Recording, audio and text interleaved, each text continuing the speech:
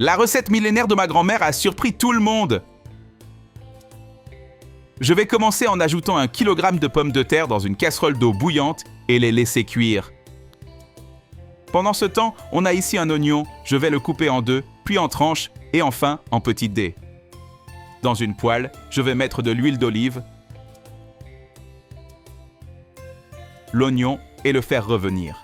Et avant que j'oublie, dis-moi depuis quelle ville tu nous regardes pour que je puisse t'envoyer une grande accolade.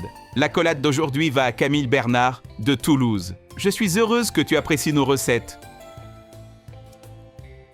À ce stade, on va ajouter 300 g de viande hachée et bien la mélanger avec l'oignon.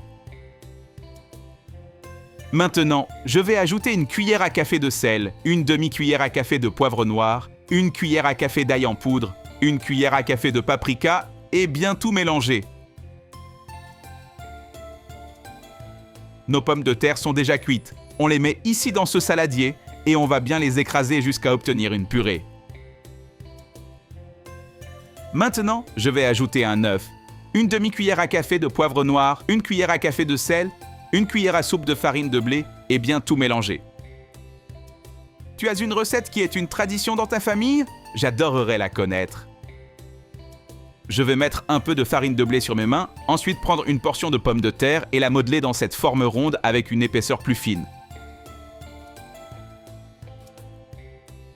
Et on va la farcir avec la viande hachée.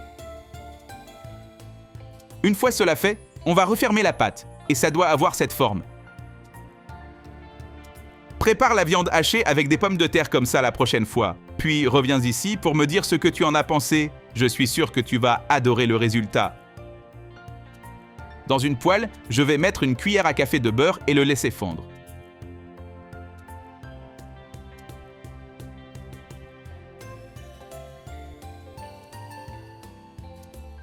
Pour finir, on va ajouter ici nos pommes de terre farcies. On va les faire frire des deux côtés.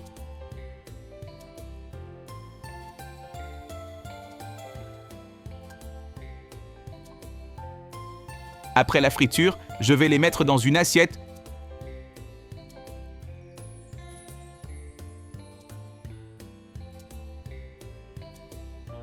Vous êtes d'accord que viande hachée et pommes de terre, c'est une combinaison magnifique et délicieuse.